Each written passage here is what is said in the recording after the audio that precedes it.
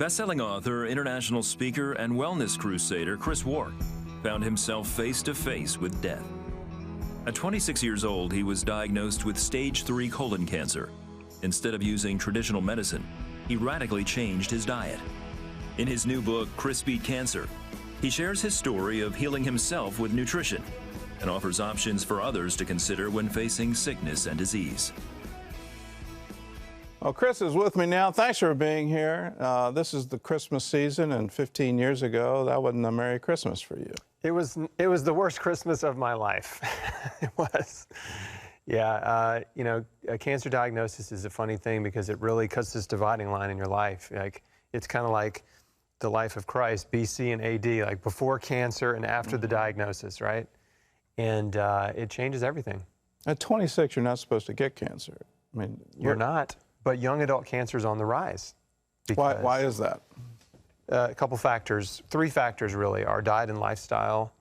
Lifestyle is a little bit separate, but our diet has gotten progressively worse, more unhealthy. I grew up in the fast food generation, and it's only gotten worse. Environmental pollution's never been higher in the U.S., and then we are also have become more sedentary. So we're less active. We're just sitting around watching TV all day or playing video games or not moving, not exercising. So all of those factors are contributing to... I feel like I need to stand up right now. Yeah, right. Get on the treadmill. I know, sitting is now called the new smoking. Yeah. And the more you sit, the more you're letting your body down. That's right. And one thing that probably most people don't know, I think everybody's heard that the #1 cause of cancer is smoking, cigarettes. But #2 is obesity. It's the second leading cause of cancer. And because when you're obese, your body becomes an environment where cancer can thrive because you have increased inflammation and decreased immune function. So if that doesn't motivate people to start exercising more, get in the gym more, I don't know, I'm out of suggestions. Well, what got you to the doctor? Pain, abdominal pain. I had a colonoscopy. They found this tumor. They said, you got to get surgery right away. So I had the surgery, and then they said you need 9 to 12 months of chemotherapy. And at that point, I was like, well, hold on. This doesn't make sense to me. And I felt like I was already sick. I had cancer. There was a problem. But the idea of poisoning my way back to health didn't make sense to me. And so I prayed about it, and God just revealed sort of an alternate path, which was going back to living simply, getting in harmony with the earth, eating fruits and vegetables, food from the earth, organic, and getting away from all the toxic processed stuff that I've been putting in my body. Did your family go along with that decision? Most of them did not. They thought I'd lost my mind. And, it took time for them to come around.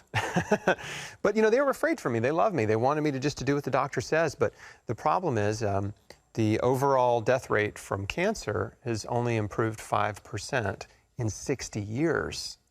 So they have made very little progress in curing the disease or improving survival for late-stage cancers like mine.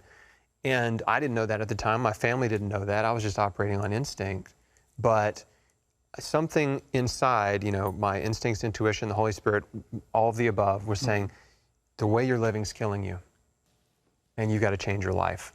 And so that's what I set about to do, and that's what the book's all about. What was your first step? First step was converting to an all raw organic diet. So only fruits and vegetables, only raw food.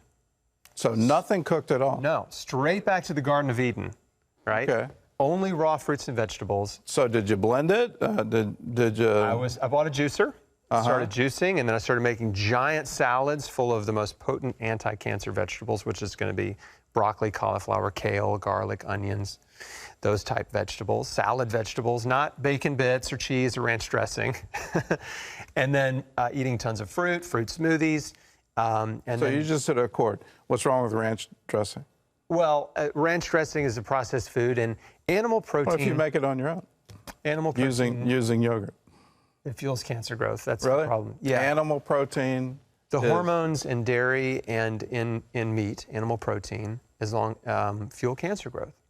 And when you look at the populations around the world with the lowest rates of cancer, they consume the lowest amount of animal food. So they're not pure vegans, but they only consume about 5% of their diet from animal foods. So, so that was the first step, is like eliminating anything that could potentially be contributing to cancer growth, and animal protein definitely does. That's the first I've heard that. I knew about beef. Yep. I knew about some forms of dairy. I thought yogurt was sort of a safe place. I knew about sugar, that's a prime fuel for cancer. That's the first I heard animal protein. Yeah, because it raises IGF-1, which is insulin-like growth factor in the body. And IGF-1 is, without a doubt, medically documented to promote cancer growth. It's like cancer rocket fuel. Okay. Here you are 15 years later. Are you still juicing? Are you still salading? This is not a, you know, I'm going to do this for a couple months and then go back to what I really like. No. I want some hamburgers and fries today. Yeah, it was a long-term healing strategy, because you don't get cancer overnight. You don't heal it overnight. And so it's more like a marathon than a sprint. Now, I'm 15 years out. I'm cancer-free. But it took several years for my body to rebuild and get to the place where I was, you know, my immune system had been strengthened and my body had dealt with any remaining cancer stem cells. So today, I still eat a plant-based diet, and I'm not all raw. I eat cooked food. And I still love to juice.